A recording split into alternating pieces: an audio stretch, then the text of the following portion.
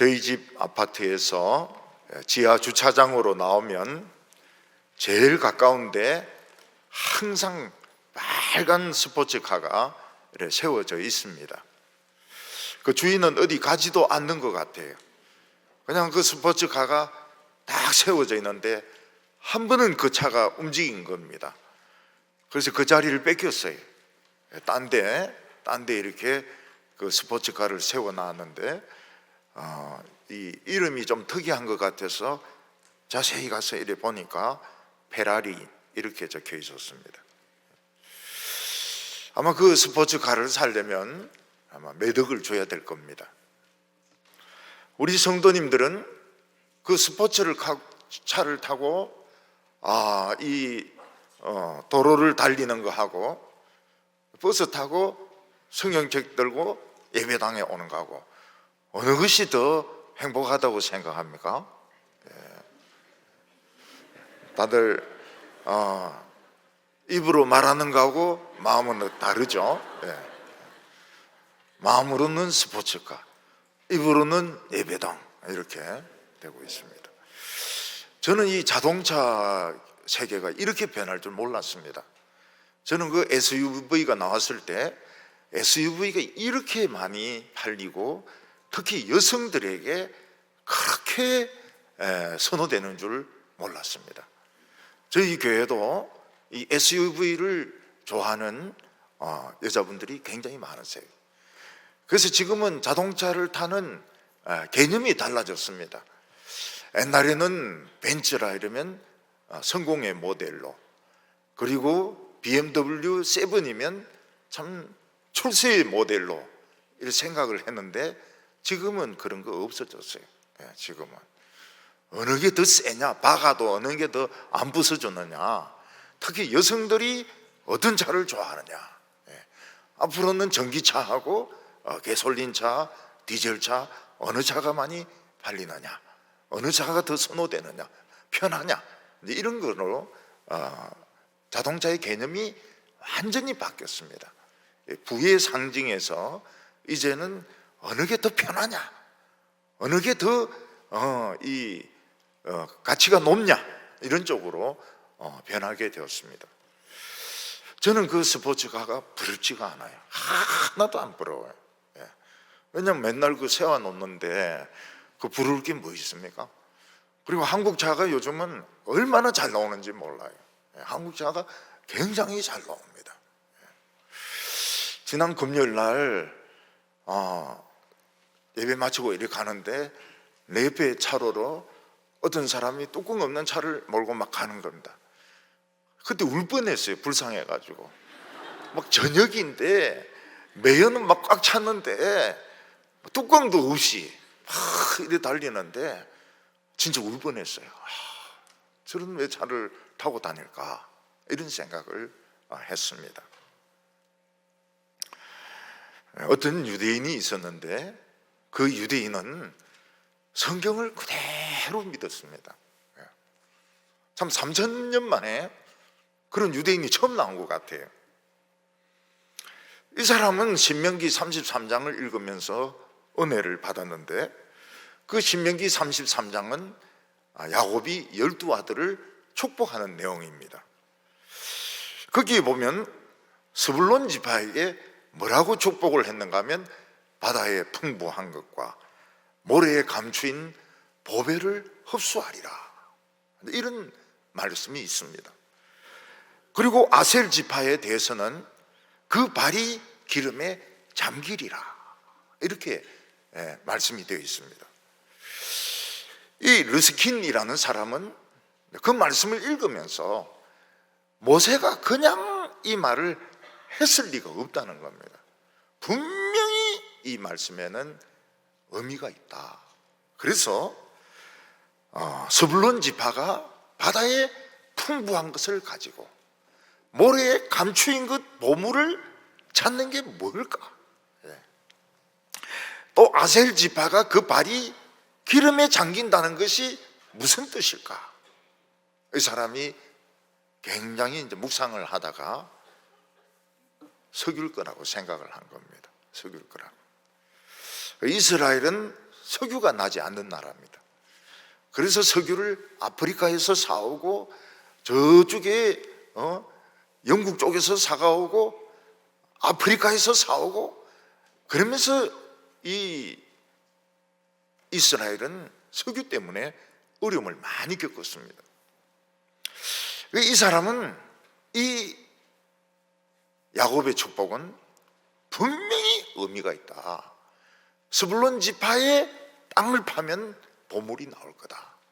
아셀 지파는 분명히 기름이 있을 것이다. 그래서 정부의 허락을 받고, 또 전문가인데 의뢰도 해보고, 또 랍비하고도 의논을 해보고, 그리고 이 사람은 석유 회사를 차렸습니다. 그리고 실제로 스불론 지파 그 땅 갈릴리 북부를 시추를 한 거예요. 바다도 시추하고 모래밭도 시추하고 아셀 지파 있는 곳도 시추를 한 겁니다. 세계에서 두 번째로 큰 유정을 발견했습니다. 그리고 천연가스가 있는 그 가스청을 발견했습니다. 이스라엘은 난리가 났습니다. 난리가 났어요. 그러니까 세계에서 매장량이 제일 많은 나라가 사우디입니다. 근데 사우디 다음으로 큰 기름이 그 스불론 그리고 아셀 지파 그 땅에 매장이 되어 있는 겁니다. 그러니까 모세가 축복을 하고 그 말씀을 그대로 믿고 땅을 판 사람은 3,000년 만에 이 르스킨이라는 사람입니다. 그래서 이스라엘은 석유를 수출하는 나라가 되었습니다. 그 사람들이 묻습니다. 당신은 무슨 죄지고 이런 엄청난 석유가 매장되어 있는 곳을 발견했느냐? 이 사람의 대답은 똑같아요. 나는 성경 그대로 믿었다. 성경 그대로 땅을 팠더니 야곱이 축복한 대로 석유가 나오고 보물이 나왔다. 그런 이야기를 했습니다. 아마 우리가 성경 말씀을 그대로 믿는다고 해서 막 겨자씨 같은 믿음이 산이 굴러져 가지고 바다로 빠지고 우리는 그런 경우를 아마 경험하지 못했을 것입니다. 근데 르스킨이라는 사람은 그걸 경험을 했어요. 성경 그대로 신명기 33장 말씀 그대로 이루어지는 것을 그는 경험을 했던 것입니다. 우리에게 늘 갈등을 일으키는 문제 중에 하나는 무엇인가 하면 지금 우리에게 필요한 것은 말씀이냐 돈이냐 하는 것입니다. 만약 오늘 저녁 오후 예배 시간에 삼촌이 우리 집 오면 100만 원 준다. 딴 데 오면 안 준다. 딱 이 시간에 오면 100만 원 준다. 근데 교회에서는 잠언을 설교한다. 그러면 우리는 어느 쪽을 선택하는 것이 맞을까요? 100만 원일까요? 삼촌의 100만 원일까요? 아니면 교회에서 예배드리면서 하나님의 지혜를 얻는 쪽을 택할까요? 100만 원이죠. 네, 100만 원. 네. 설교는 뭐 들었나 안 들었나 똑같고, 들었나 안 들었나 똑같고, 돈 100만 원. 아, 그거 어디입니까? 돈 100만 원. 저는 안 가요. 딴 것보다도 자존심 때문에 안 갑니다. 근데 뭐 한다고 가서 그 100만 원 얻겠습니까? 거지도 아니고 말이죠. 예를 들어서 어떤 큰 광장이 있는데 이 광장이 입구가 없어요. 어떤 사람은 저 스포츠카가 있는데 입구를 못 찾는 겁니다. 어떤 사람은 그런 차가 없어요. 걸어 다닙니다. 그렇지만 그 입구를 압니다. 그러면 그 입구를 모르는 스포츠카를 탄 사람은 어떻게 합니까? 부릉부릉부릉 하면서 막 그 광장을 막 돕니다. 돌면서 이 구석으로 가보고 저 구석으로 가보고 그냥 기름 떨어질 때까지 돕니다. 근데 길을 아는 사람은 그냥 천천히 걸어가지고 화장실 뒤로 해가지고 그 광장을 빠져나가는 겁니다. 마찬가지로 하나님의 지혜라고 하는 것은 이 세상을 빠져나가는 길을 가르쳐 주는 것입니다. 돈이라고 하는 것은 이 세상을 빠져나갈 수가 없어요. 그냥 엔진 걸어놓고 막 도는 겁니다. 끝없이 도는 겁니다. 좀 더 편하게, 좀 더 멋있게 막 세상을 도는 거예요. 그러나 출구를 알지 못합니다. 죽을 때까지 이 삶의 미로를 빠져나가지 못합니다. 근데 하나님의 말씀을 듣는 사람은 그런 좋은 차 없어요. 그렇지만은 출구를 압니다. 걸어가지고 열심히 걸어가지고 자기 집으로 가는 겁니다. 오늘 첫 번째로 하나님의 징계를 받는 사람은 행복한 사람이다 하는 것입니다. 오늘 11절 말씀 보면 내 아들아 여호와의 징계를 경히 여기지 말라 그 꾸지람을 싫어하지 말라 이렇게 말씀하고 있습니다. 우리가 가끔 뭔가 잘못해가지고 아버지로부터 막 야단을 맞고 어머니로부터 빗자루 몽둥이로 두들겨 맞을 때 기분 좋은 사람은 한 명도 없을 겁니다. 근데 뭔가 잘못했기 때문에 아버지로부터 야단을 맞고 어머니로부터 막 빗자루로 맞고 이런 애는 진짜 행복한 애입니다. 왜냐하면 그 집 아들이 틀림이 없거든요. 만약에 사람이 남의 집 애들이 잘못할 때는 그렇게 안 합니다. 그래 하지 마라 뭐 이러든지 그냥 보고만 미친놈 이러면서 보고만 지나가든지 그러지 그 애를 붙들고 막 야단을 치고 꿀밤을 때리고 빗자루로 때리고 이렇게 하는 사람은 아무도 없습니다. 만약 그렇게 했다면 그 집 부모가 나와가지고 왜 남의 집 애를 때리고 말이지 꿀밤을 주고 이러냐 하면서 막 어른들끼리 막 싸웁니다. 아이들이 담배를 피우거나 술을 마시거나 마약을 하거나 이렇게 해서 붙잡혔을 때 다른 어른들은 뭐라고 말합니까? 저 참 요새 애들은 참 불량한 애들이야 이러면서 미친놈들 이러면서 이제 그냥 지나갑니다. 그런데 막 부모는 어머니는 어떻게 합니까? 고무신 벗어가지고 막 때리면서 이놈의 자식아 네 죽고 내 살자 막 이러면서 술이 뭐냐 담배가 뭐냐 마약이 뭐냐 하면서 막 신발로 세례바로 막 얼굴을 막 때릴 겁니다. 어떤 집에서는 애들이 어린데 부모가 공포 분위기를 조성하기 위해서 일부러 회초리를 벽에 탁 걸어놔요. 애들은 그 회초리를 보면 부르르 뜹니다. 부르르 떨어요. 며칠 전에 뭐 대통령 손자라고 하는 애가 우리 할아버지는 살인자고 우리 집에는 검은 돈을 가지고 하고 막 이래가지고 우리나라가 발칵 뒤집혔습니다. 근데 이놈이 막 그냥 마약을 먹고 막 발작을 하는데 나는 그까지 다 봤거든요. 막 손을 떨더니 그 다음에는 막 우통벗고 막 살리달라고 막 난리를 치는데 결국은 마약 먹은 이 사람의 발작으로 그냥 끝난 겁니다. 아무도 이 사람 말을 믿어주지 않아요. 처음에는 좀 호기심이 있는 그런 이야기였는데 마약 먹고 막 발광하는 것을 보고 이거 이 약쟁이의 이 발악이구나. 그리고 이제 끝나는 거예요. 미친놈. 근데 아버지는 뭐라 그럽니까? 우리 애가 아픕니다. 우리 애가 아픕니다. 그리고 아마 미국으로 날아가 가지고 이 마약을 치료하는 그런 기관에 애를 입원을 시켰을 것입니다. 우리가 이 세상의 말씀대로 살고 참 믿음으로 살면 모든 것이 잘 되면 얼마나 좋습니까?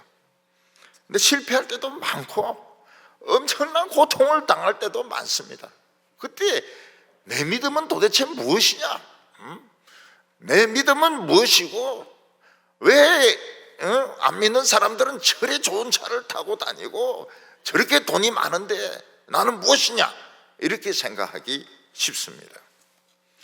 그런데 틀림없는 거 하나는 우리가 고통당하고 환난당하면 기뻐할 일이라는 겁니다.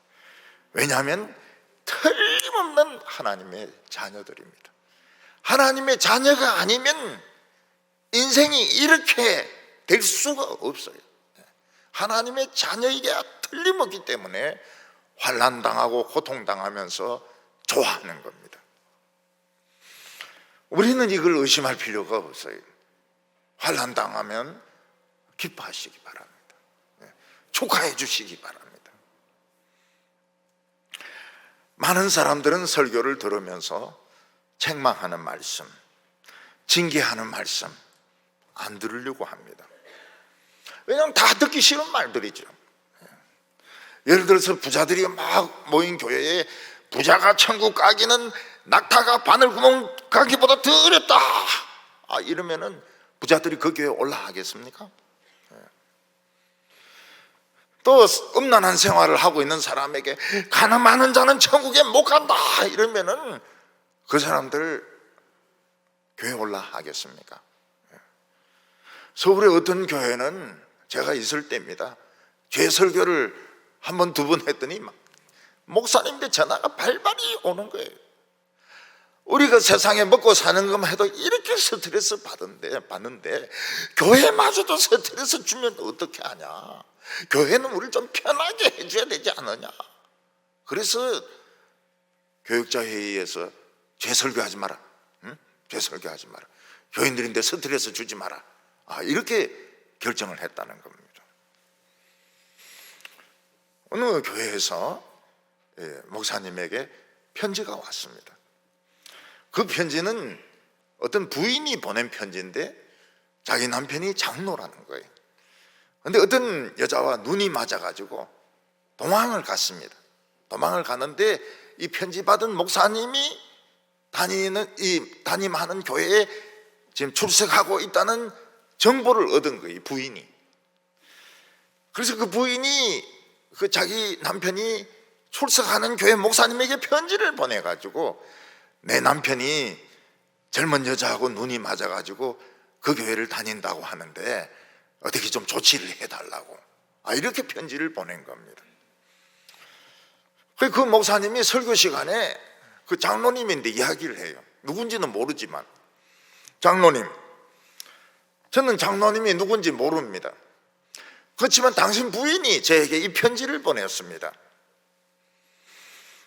장로님, 큰 교회라고 숨어 있으면 모를 줄 알지만 하나님은 다 알고 있습니다. 자기 부인을 버리고 딴 교회 가서 숨어서 신앙생활을 한다고 해서 천국 갈 줄로 압니까?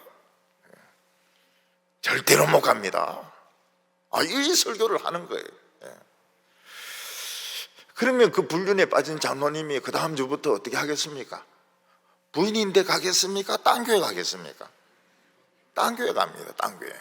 부인에게 돌아가기에는 너무 늦었고, 뭐가 늦었습니까?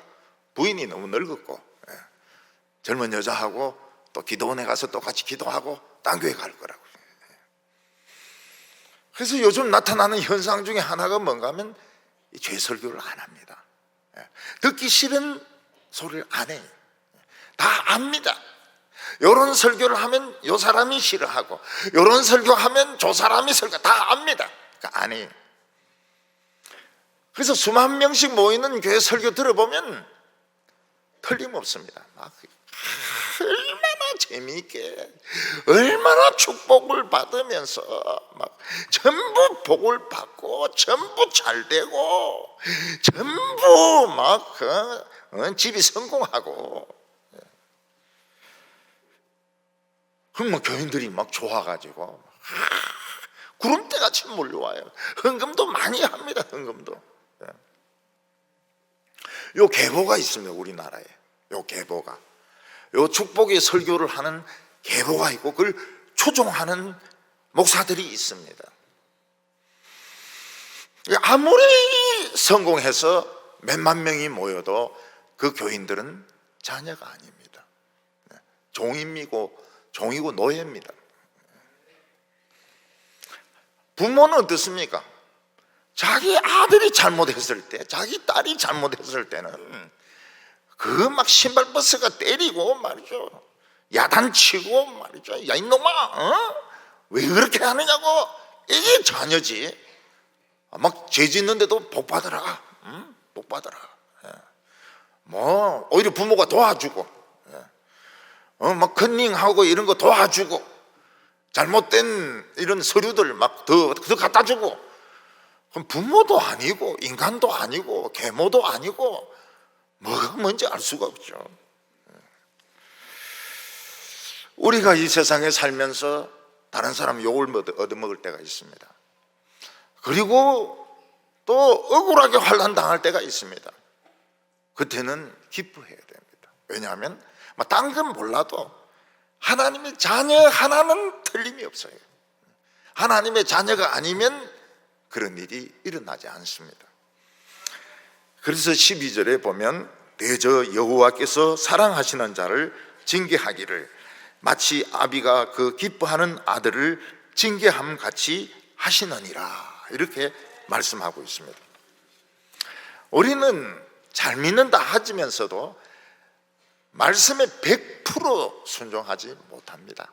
우리는 다 어느 정도는 위선의 그런 탈들, 위선의 갑옷들을 다 입고 있습니다. 그래서 하나님은 때때로 우리에게 수치를 당하기도 하시고, 어떤 때는 사고를 당하기도 하시고, 어떤 때는 실패하기도 하십니다. 왜냐하면 아들이기 때문에, 딸이기 때문에. 그거를 기뻐해야 됩니다. 뭐 딴 거는 모르겠지만은 내가 아들은 맞구나, 나는 종은 아니구나. 또 그런 것에 삐져가지고 하나님, 나 기분이 나빠서 하나님 안 믿으랍니다. 왜 내인데 이렇게 어려움을 주십니까? 욕을 얻어먹게 하십니까? 나 이제 교회 안 나갈랍니다. 이러면은 진짜 이거는 죽도록 맞아야 돼. 우리는 뭐라고 하면 감사합니다. 이번에 욕 얻어먹고 이번에 막 고통당해서 감사합니다. 왜냐하면 내가 아들이기 때문에, 내가 아들이라는 것은 확신하기 때문에 감사합니다. 이렇게 해야 이게 바른 믿음인 것입니다. 오늘 두 번째는 이 하나님의 말씀은 돈보다 가치가 있다는 것입니다. 우리 어렸을 때 보면은 동네에 어떤 아저씨가 와가지고 야 너희들 아이스케이크 장사 안 할래? 이렇게 묻습니다. 그러면서 그 아저씨가 뭐라고 말합니까? 3분의 1은 너 먹어도 된다. 3분의 2만 팔고 그 돈을 주면 된다. 그 돈을 내인데 주면 된다. 3분의 1은 그냥 너 먹어라. 그러니까 그 말에 솔깃해가지고 온 동네 아이들이 아이스케이크를 파는 겁니다. 전부 애들이 아이스케이크 통 메고 아이스케이크 하는 겁니다. 근데 이 애들이 목이 마르니까 일단 3분의 1부터 먹어버려요. 그리고 이제 3분의 2만 팔면 되니까 3분의 1을 파는데 사는 애가 없는 거예요. 왜냐하면 전부 다 아이스케이크 통을 메고 나왔기 때문에 파는 애들만 있고 사는 애들이 없는 거예요. 그래서 결국은 하나도 못 팔죠. 그래서 엄마인데 또 막 꿀밤 맞고 고무신으로 뺨 맞고, 그리고 이제 엄마가 아이스크림 다 녹았으니까 그 아이스크림 값 물려주고 그 다음부터는 아이스케이크 장사를 안 해요. 우리 형은 했는지 모르겠는데 저는 안 했습니다. 저는 안 했어요. 저는 막 그런 거 별로 좋아 안 해요. 그런 거 별로 좋아 안 하고, 또 교회를 다니기 때문에 교회 다니는 사람이 뭔가 그런 거 아이스케이크 장사하고 이래가지고 되겠습니까? 그래서 전 안 한 건 틀림이 없어요. 근데 동네에 그날 아이스케이크 장사들이 굉장히 많아서 우리 애들이 다 손해봤죠. 왜냐하면 3분의 1부터 먹고 파니까 나머지를 살 애들이 없는데 다 아이스케이크 장사인데 누가 그걸 먹겠습니까? 13절과 14절 보면 지혜를 얻는 자는 명철을 얻는 자는 지혜를 얻는 자와 명철을 얻는 자는 복이 있나니 이는 지혜를 얻는 것이 은을 얻는 것보다 낫고 그 이익이 정금보다 나음이라. 우리가 생각하기에 아무리 하나님의 말씀을 듣는 것보다는 세상에서 돈을 버는 것이 이익인 것 같아요. 하나님의 말씀은 뭐 늘 듣고 들어도 또 그대로지만은 돈은 그 기회가 있어야 벌 수 있고 돈 벌면 유익하잖아요. 여기서 은을 얻는 것보다 낫고 있는데 은은 돈을 말합니다. 구약 성경에서 은이라는 건 다 돈입니다. 하나님의 말씀을 듣는 것이 돈 버는 것보다 낫다는 거예요. 어떤 청년은 부모가 준 돈으로 지갑에 5만 원짜리를 막 터지도록 넣어가지고 다닙니다. 그 친구는 막 그거 가지고 막 음식도 사 먹고 또 여자 청년들에게 막 음식도 사 먹이고 카페에 들어가기도 하고 영화도 보여주고 돈 두둑한 게 얼마나 좋습니까? 그런데 어떤 청년은 돈이 없어요. 그러니까 여자 보고 데이트하자 소리를 못하는 겁니다. 데이트하자 소리도 못하고 또 그 점심 먹기도 애매하고 그러니까 컵라면을 먹고 데이트 신청도 못하고 그러니까 부모로부터 돈을 많이 받는 아이가 유리하죠. 그래서 많은 청년들이 설교 듣는 시간에 공부를 해가지고 취직을 하든지 대학원에 가든지 뭐 토플을 잘 보든지 이런 생각들을 다 가지고 있는 것입니다. 근데 주머니에 돈이 두둑하고 스포츠카 타고 다니는 애들은 지가 돈 번 거 아닙니다. 부모가 부자라서 돈을 많이 준 거예요. 특히 젊어서 돈을 벌었다 하더라도 위험한 가능성이 굉장히 높습니다. 젊었을 때 돈 많이 벌고 뭐 벤츠 타고 이런 사람들은 망할 확률이 굉장히 높아요. 왜냐하면 벌써 인생을 우습게 알거든요. 돈 벌지 못하고 하나님 열심히 말씀을 배우고 있는 사람은 지금 뭐 하고 있는 겁니까? 하나님의 자녀의 도리를 배우고 있는 겁니다. 하나님의 자녀의 안목, 하나님의 자녀의 판단력, 하나님의 자녀의 품위를 지금 배우고 있는 겁니다. 하나님께서는 우리를 훈련시키셔서 나중에 어떻게 하십니까? 하나님의 모든 재산을 다 상속을 시켜주십니다. 이것을 안다면 지금 당장은 돈주머니가 불룩한 게 낫지만은 나중을 생각하면은 이 상속받는 게 품위를 배우고 안목을 배우고 그의 성품을 배워가지고 재산을 상속하는 것이 훨씬 말도 되지 않을 정도로 이익이라는 겁니다. 어느 대기업 회장이 있는데 자기 아들을 군대 쫄병으로 보냅니다. 쫄병으로 보내는데 부탁을 해요. 최전방에 철책선에 근무하게 해달라고. 그래서 대기업 이 회장은 철책선에서 3년을 고생을 실컷 합니다. 그리고 제대하고 난 후에 어떻게 합니까? 직장의 맨 밑바닥에 취직을 시켜줍니다. 그리고 조금 실력이 올라가면 이제 대리, 그 다음부터 이제 빨라지기 시작하는 거예요. 상무, 전무, 부사장. 난주 어느 순간에는 회장이 되어 있습니다. 그 전방 철책에서 그 고생하던 쫄따구가 회장이 되어 있는 거예요. 왜냐하면 아버지가 그 먼 안목을 가지고 아들을 훈련시킨 것입니다. 근데 그 젊었을 때 돈을 많이 벌어가지고 지갑이 막 터질라고 그러고 지갑에 실밥이 막 뜯어지고 막 벤츠 막 타고 이러는 청년들은 어느 순간 주가가 딱 떨어지니까 어떻게 됩니까? 완전히 이 빚더미를 뒤집어 써가지고 완전히 파산 선고까지 받는 거예요. 파산 선고까지. 그래서 젊어서 잘 되는 것이 좋은 게 아닙니다. 젊었을 때는 쇠가 빠지게 고생을 해야 돼. 그래서 하나님의 자녀의 품위, 하나님의 자녀의 그 스케일, 하나님의 자녀의 판단력, 이거 배우면 다 주는 거예요. 하나님이 상속으로 다 주는 겁니다. 15절에 지혜는 진주보다 귀하니 내가 사모하는 모든 것으로도 이에 비교할 수 없느니라. 진주만큼 종류가 많은 것이 없습니다. 진주. 이미테이션도 있지만은 진짜 진주도 크기에 따라서 돈이 굉장히 다르고, 또 이렇게 동그란 진주만 있는 게 아니에요.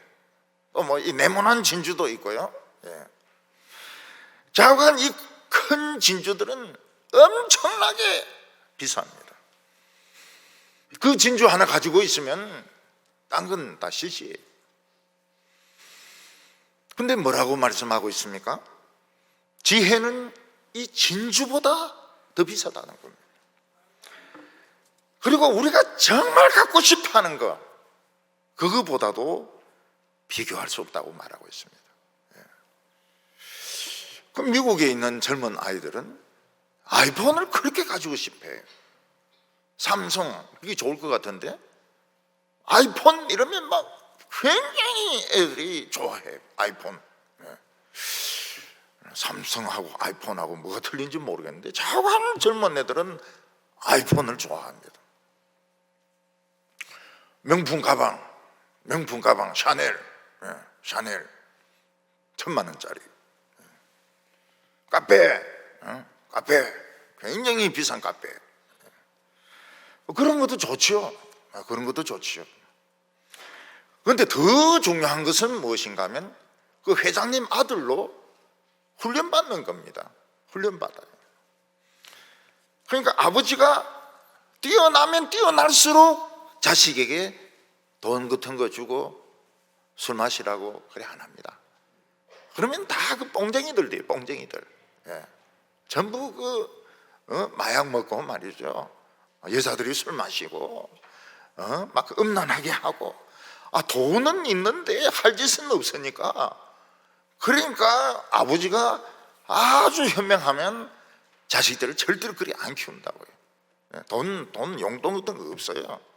그냥 공부해라 놓고 꿀을 앉혀놓고 막 인생론을 이야기하고 막 외국어 배우라 그러고요.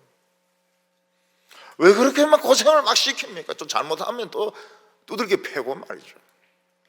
이 재산이 엄청난데, 이 준비 안 된 놈인데 이걸 물리줄 수가 없거든요. 예수님은 이 세상에 계실 때 아무것도 안 가졌습니다. 40일을 굶었는데 아버지 원망 안 해요. 하나님 말씀을 믿습니다. 사람이 떡으로만 살 것이 아니요 하나님의 말씀으로 살 것이니라. 떡을 믿질 않아요. 하나님의 말씀을 믿습니다. 새는 둥지가 있고 여우는 굴이 있지만 인자는 머리 둘 곳이 없다고. 예수님은 싸글새 방도 없어요. 노숙을 많이 합니다. 노숙자. 예수님도 노숙자였어요.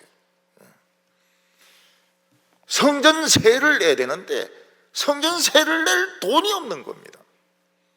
그래서 그 성전에 있는 사람들이 베드로에게 와서 너희 성생은 왜 성전세도 안 내느냐? 그러니까 베드로가 딱 화가 나가지고 낸다! 그리고 이제 선생님인데 와가지고 성전세 안 낸다고 막 지랄하는데요? 이러니까 예수님이 뭐라고 말씀하십니까? 그 갈릴리에 낚시 던지라. 그 입에 돈 나올 텐데 그 네 거하고 내 거하고 두 명 거 내라. 또 예수님도 참 약하시죠. 딴 제자들은 지가 돈 내고, 베드로는 예수님하고 반반 나누고. 그러니까 예수님은 돈이 없어요.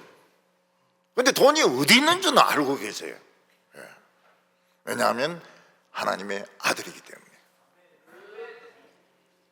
16절과 17절 보면 그의 오른손에는 장수가 있고 그의 왼손에는 부귀가 있나니 그의 길은 즐거운 길이요 그의 지름길은 다 평강이라. 이 하나님의 말씀을 붙드는 사람 오른손에는 장수가 있습니다. 이 정확하게 표현하면 이 영생입니다. 영생. 물론 이 세상에서 오래 삽니다. 오래 삽니다. 하나님이 건강을 주셔서 오래 삽니다. 치매나 중풍 안 오고 오래 삽니다. 오래 사는 것보다 더 중요한 것이 요즘은 건강한 겁니다. 건강. 죽기 전 한 10년 정도 건강이 사람의 복을 좌우하는 거예요. 하나님은 아브라함의 건강을 지켜주셨습니다. 하나님은 야곱의 건강을 지켜주셨습니다. 130인데도 그 바로를 축복합니다. 그들은 다 부자였습니다. 아브라함도 부자고 야곱도 부자고. 그런데 롯은 어떻습니까? 아브라함의 조카 롯은 부자였습니다. 아버지 삼촌만큼 부자였습니다.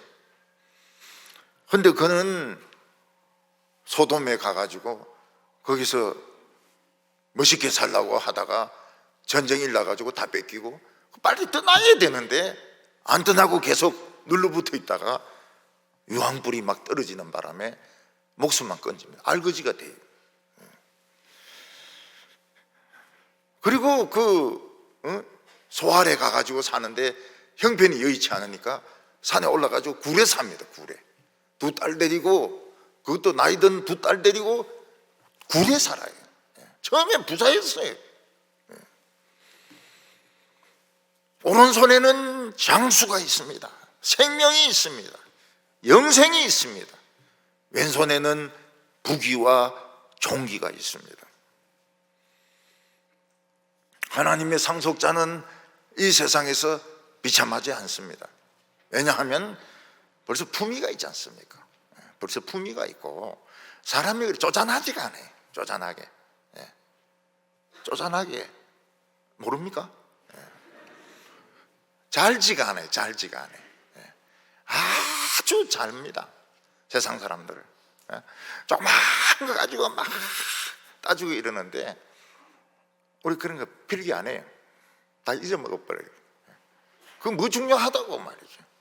그런 건 몰라요. 큰 걸 보죠. 큰 걸.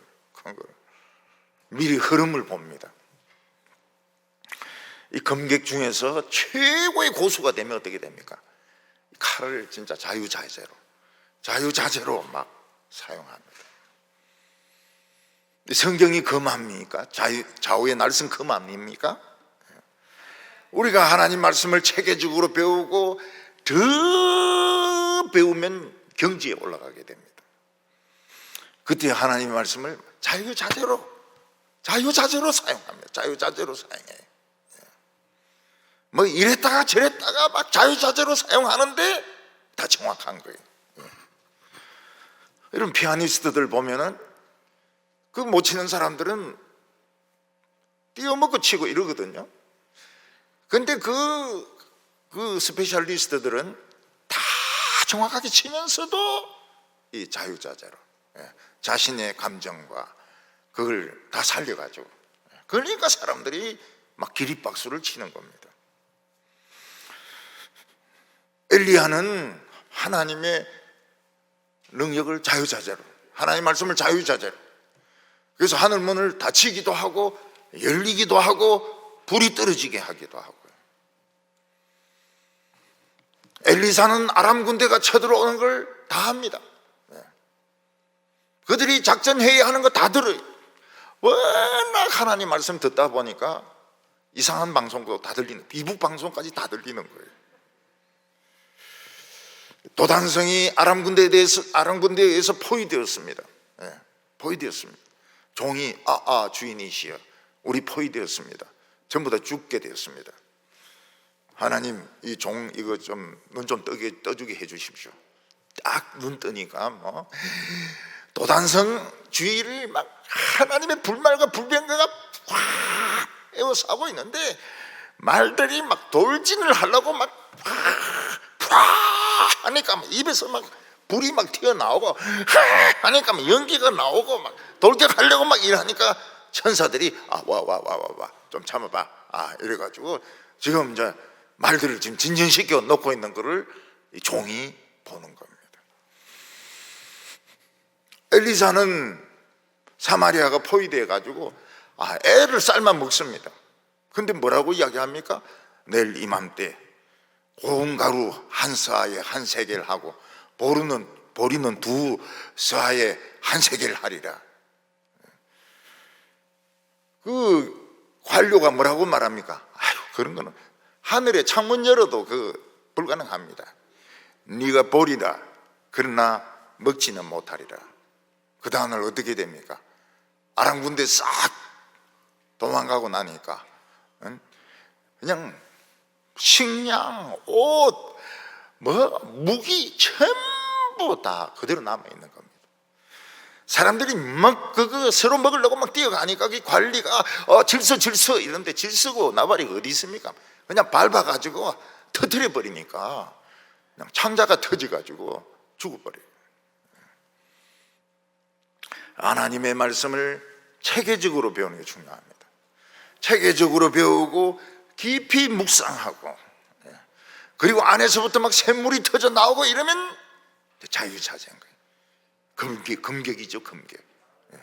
마음껏 칼을 돌려서 쓸 수 있는 금격이 되는 겁니다. 그 가는 길은 즐거운 길입니다. 왜냐하면 기쁘니까요.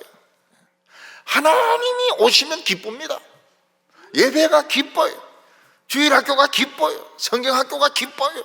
수련회가 기뻐요. 그리고 그 길은 평강이라고 했습니다. 우리 인생을 주님께 맡기면 가시밭길로 데리고 갑니다. 돌짝밭길로 데리고 갑니다. 그리고 사망의 엄침한 골짜기로 막 우리를 데리고 갑니다. 그래서 어떤 놈이 길을 주님에게 맡기라고 했느냐? 세상 사람들은 막 고속도로로 달리는데 페라리 타고 이 막 가시밭길, 돌밭길, 은근히 있는 길 알고 보니까 지름길이라고. 지름길. 하나님의 보물이 있는 지름길로 가는 겁니다. 그건 사는 길이에요. 평강의 길입니다. 평강의 길. 길을 찾은 사람은 서두르지 않습니다. 길을 못 찾은 사람은 어떡합니까? 막 이 길도 가보고 저 길도 가보고 막 사람들 닭달질을 하고 목사도 막 교인들 닭달질을 합니다. 그리고 막 이런 프로그램 저런 프로그램 막 돌리는 거예요. 그럼 그 프로그램 따라오는 사람들 어떻게 됩니까? 한 10% 정도 따라와요. 10% 정도 따라오고 나머지는 안 따라옵니다. 그러니까 한 교인 10% 운동은 막 이 운동 제자 훈련도 받고 그 다음에 뭐 무슨 훈련도 받고 온갖 훈련 다 받아가지고 뻗어버리고 나머지는 훈련도 안 받고 목사는 깊은 회의에 빠지고. 왜 그렇습니까? 길을 모르니까 그런 거죠. 길을 알면은 그냥 똑같이 이렇게 걸어가면 저거 집 나오는데 자기 길을 모르니까 당황해가지고 막 일로 갔다가 절로 갔다가 그러니까 남들이 보기에는 굉장히 부지런하게 보이는 거예요. 뭔가 막 하는 것처럼 보이는데 알고 보니까 길을 몰라서 그런 겁니다. 앞으로는 알고 계십시오. 이 프로그램 저 프로그램 막 이러면 저 사람 유식하구나. 정말 저 사람은 뭐 어디서 배워왔구나 이렇게 생각하지 말고 길을 모르는구만. 길 아는 사람은 그래 안 해. 길 아는 사람은 그냥 말씀 쭉 따라가면 어느 순간 이 근법이 나오는데 어느 정도 고수냐? 거짓말이지만 벚꽃 피어있는 가지 위에 딱 서가지고 얼마나 그냥 가벼운가 하면 숨을 안 쉬니까 그러고 딱 하니까 말이지. 아유, 그 진짜 이 근법이 대단하죠. 오늘 마지막으로 지혜는 하나님의 능력이라는 겁니다. 우리가 돈 지금 막 벌거나 쓰고 이러지 않고 하나님의 말씀을 듣는 것은 지금 훈련받고 있는 겁니다. 하나님의 아들로서 지금 그 품위, 통찰력, 그 스케일 이런 걸 지금 훈련받고 있는 거예요. 청년들이 좋아하는 영화가 탑건 2라고 그럽니다. 탑건 2. 그 보면 탐 크루즈가 막 엄청난 신형 비행기를 타고 막 올라갔다가 내려갔다가 막 이러는데, 청년들은 막 그게 신이 난다는 거예요. 탑건. 우리나라도 공군 조종사 한 명 키우는데 뭐 몇십억이 든다 그래요. 그 조종사들 중위 대위들, 뭐 소령 이런 사람들 수천억 원 되는 뭐 F 16 이런 거 타고 막 확 달릴 때 진짜 막 프라이드가 얼마나 대단하겠습니까? 비행기 막 뒤집기도 하고요, 뒤집기도 하고 바로 서기도 하고 미사일을 쏘기도 하고 대단하죠. 하나님의 지혜는 두 가지를 가지고 있다고 했습니다. 하나는 무엇인가 하면 생명나무라고 말을 했습니다. 생명나무는 우리가 아무리 지쳐있고 아무리 병들어 있어도 그 과일 뜯어 먹으면 새 힘이 나게 되어 있습니다. 우리가 다쳤을 때 그 나뭇잎을 붙이면 상처가 아물게 됩니다. 산에서 그 산삼을 캐는 신만이 있지 않습니까? 그 신만이가 그 산삼을 발견하기가 쉽지가 않아요. 근데 산삼을 딱 발견하면 뭐라고 합니까? 그냥 뽑으면 안 돼요. 반드시 신봤다 소리를 질러야 됩니다. 그 미신이죠. 신봤다 소리를 질러야 되고, 그리고 이제 두 손 모아가지고 뭐 절을 하든지 잠깐 반갑다고 하든지, 그러고 나서는 그 잔뿌리까지 손상되면 안 됩니다. 전부 다 그게 약이기 때문에 잔뿌리까지 그대로 그것을 파가지고 와가지고 이제 그거를 비싼 가격에 파는 것이죠. 우리는 말씀에서 생명나무를 찾습니다. 생명나무의 열매, 잎사귀, 뿌리 전부 산삼인 거예요. 우리는 성경 보다가 딱 발견하면 뭐라고 말합니까? 신봤다 이렇게 하면 안 되죠. 찾았다 이렇게 이야기합니다. 찾았다, 하나님 찾았습니다, 생명나무 찾았습니다. 그리고는 잔뿌리까지 다치지 않도록 조심조심 파들어가야 됩니다. 아프면은 낫습니다. 가족이 아프면 가족이 낫게 됩니다. 한 번에 일본 선교사님이 산삼을 보냈어요. 일본 사람이 고맙다고 산삼을 줬는데 도저히 자기들은 먹을 양심이 안 돼가지고 목사님한테 보냈다는 겁니다. 그래서 참 귀한 양심을 가진 선교사구나. 그거는 어떻게 먹습니까? 산삼은 전부를 씹어 먹어야 돼요. 삶아도 안 돼요. 삶아도 안 되고 뭐 고추장에 찍어도 안 되고 씹어 먹어야 돼요. 그거를 그냥 씹어 먹었더니 목구멍이 쎄하면서 좌우한 좀 힘이 나는 것 같더라고요.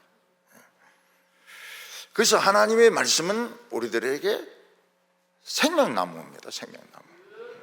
이 말씀 자꾸 읽으면 안 죽어요. 안 죽어요. 자꾸 읽으면 환부가 낫게 됩니다. 신받다. 어느 날 하나님 찾았습니다. 그래서 그 실뿌리까지 다 찾아가지고 먹는 거예요. 그리고 하나님의 말씀은 원자탄의 능력을 가지고 있습니다. 13절과 14절 보면 여호와께서는 지혜로 땅에 틀을 놓으셨으며 명철로 하늘을 견고히 세우셨고 그 지식으로 깊은 바다를 갈라지게 하셨으며 공중에서 이슬을 내리게 하셨느니라. 처음에 지구를 만들 때 지구는 용암 덩어리였습니다. 그리고 불하고 물하고 섞여가지고 막 온데 부글부글 끓고, 한 군데는 마금하고 한 군데는 수증기고 막 부글부글 끓고 난리였습니다. 그런데 하나님께서는 우리가 지금 공부하고 있는 이 말씀을 가지고 용암을 단단하게 굳혀서 안으로 가두어 놓았습니다. 안으로. 그 지구 안에는 마그마가 있는데 겉은 딱딱해요. 그리고 땅에 높낮이가 생기게 하고 주름이 생기게 해가지고 그 물이 한 곳으로 다 모이게 했습니다. 이 능력이 얼마나 될까요? 마그마를 완전히 에워싸는 능력, 그리고 땅에 있는 지구의 그 주름을 움직여 가지고 높낮이를 만들어 가지고 물이 모이게 하는 에너지.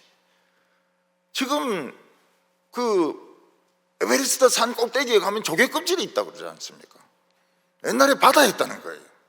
그거를 주름을 만들어 가지고 최고로 높은 산 꼭대기를 만든 겁니다.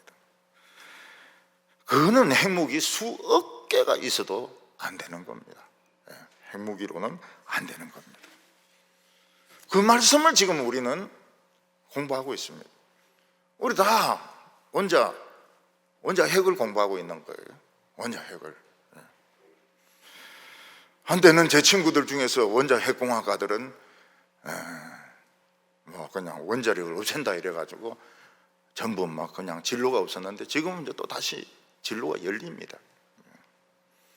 그러니까 이름을 딱 들으면은 이 사람이 몇 년도에 입학했는지 딱 알아요. 우리 앞에 학년은 원자력공학과입니다. 우리는 원자 핵공학과입니다. 원자 핵공학과. 과 이름이 달라요. 과 이름이 달라요. 그러니까 이름을 딱 들어보면은 저 사람은 몇 학번이구나. 그걸 다 알 수가 있습니다. 그리고 무기 분자인가요? 그게 우리 때는 여공학과로 이름이 바뀝니다. 그 앞에는 무기 무슨 과인데 딱 이름이 바뀌어요. 왜 이름을 요부로 차라리 요항으로 하지? 근데 그때 막 유리가 엄청나게 건물을 유리로 막 만들고 세라믹 하면서 막 굉장히 이쪽이 발달을 한 겁니다. 하나님은 하늘을 견고하게 지으셨습니다. 하늘이 견고하지 않으면 어떻게 됩니까? 공기가 우주로 흩어져 버립니다. 하늘이 없어져 버려요. 그냥 지구, 우주 이래 되는 겁니다. 그런데 하나님은 하늘을 견고하게 만들어서 공기가 못 빠져나가게 했습니다. 그래서 우리가 숨을 쉴 수가 있습니다. 하늘이 있으니까 숨을 쉴 수가 있고 새들이 날아다닐 수가 있습니다. 거기에 구름이 있으니까 비가 내립니다. 하늘이 없으면 비가 어디 있습니까? 비 내릴 데가 없는데. 비가 내려도 막 비 이런 덩어리로, 물덩어리로 막 패대기 치면은 다 죽습니다. 근데 내려오면서 공기 저항 때문에 전부 물방울로 변해가지고 빗물방울이 되어서 떨어지는 겁니다. 얼마 전에 어느 곳에서는 비가 오는데 생선이 막 수백 마리 떨어졌다 그래요. 생선이. 시장 가지 말라고. 그거는 왜 그렇습니까? 바다에서 회오리 바람에 생선들이 말리가 올라간 겁니다. 그래서 막 구름 위에서 이러면서 헤엄치다가 떨어진 거예요.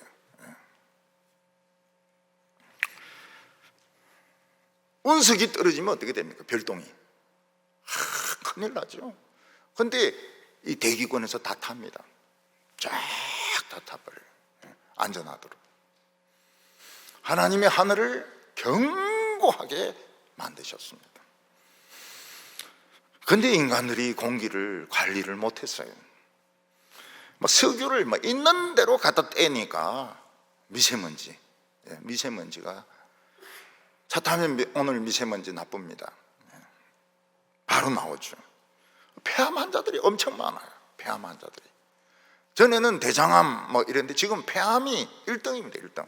폐암 환자들이 그렇게 많아요. 공기 때문에.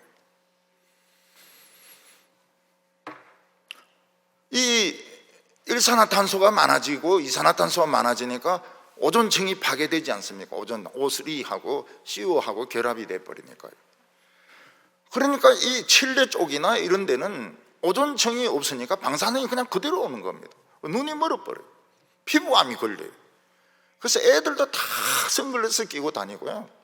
토끼들도 선글라스 끼어야 됩니다. 쥐들도 선글라스 끼어야 됩니다. 아니면 안 나오든지. 오존층이 다 파괴가 돼가지고요.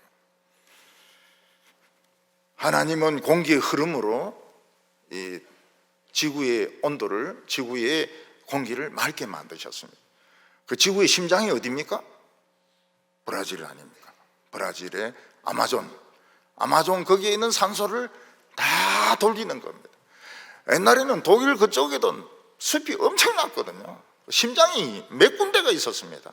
다 베어버려가지고 이제 지금은 아마존도 지금 심장이 없어요. 다 베어버려가지고.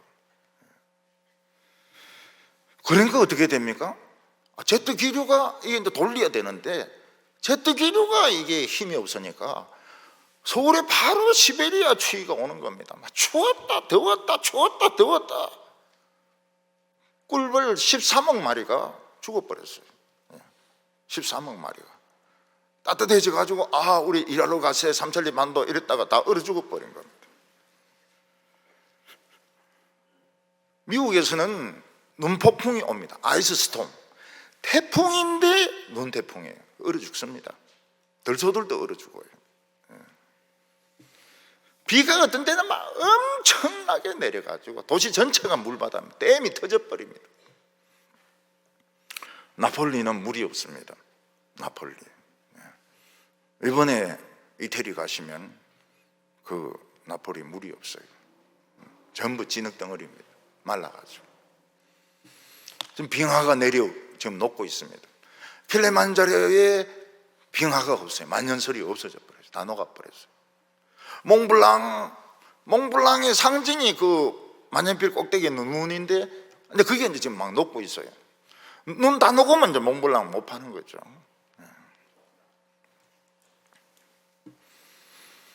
하나님께서 이스라엘 백성들을 홍해에서 살리실 때 양쪽으로 바다가 서지 않습니까? 그 양쓰나미거든요. 양쓰나미. 바다가 서는 게 쓰나미입니다. 양쓰나미는 핵무기의 수억만 배의 위력을 가지고 있습니다. 그걸 통과한 거예요. 그러면서도 하나님께서는 우리에게 이슬로 잔잔하게 우리에게 참 표시 안 나게 풀잎에나 돌에 이슬이 맺혀가지고 풀잎을 이렇게 기울이면 물이 생기도록, 그래서 우리를 살게 하시는 겁니다. 이스라엘은 비가 안 올 때 이슬이 정말 중요하다고 그래요. 양이 살고 풀이 사는데 이슬이 정말 중요하다고 그래요. 하나님은 그 엄청난 능력을 우리들에게는 이슬로 보여주십니다. 그래서 우리는 이슬을 보면서 핵무기의 수억만 배 되는 하나님의 능력, 바다를 가르치고 반석에서 생수가 터지는 그 하나님의 능력을 우리는 뭐로 체험합니까? 이슬로. 이슬 한 방울로. 이슬 한 방울로 우리에게는 그 하나님의 능력을 체험하게 하시는 겁니다. 이슬기가 아무것도 아니다 이렇게 발로 차고 막 이렇게 하지 마세요. 이슬도 하나님의 능력이구나. 모세는 지팡이 하나로 바다를 갈랐습니다. 엘리야는 기도로 하늘문을 열고 닫았습니다. 오늘 우리는 돈 쓰는 거는 자기 부모가 돈이 많은 거예요. 그리고 어떻게 하다 보니까 돈 많이 가지게 된 거예요. 그 하나님의 자녀의 품위하고는 아무 상관이 없습니다.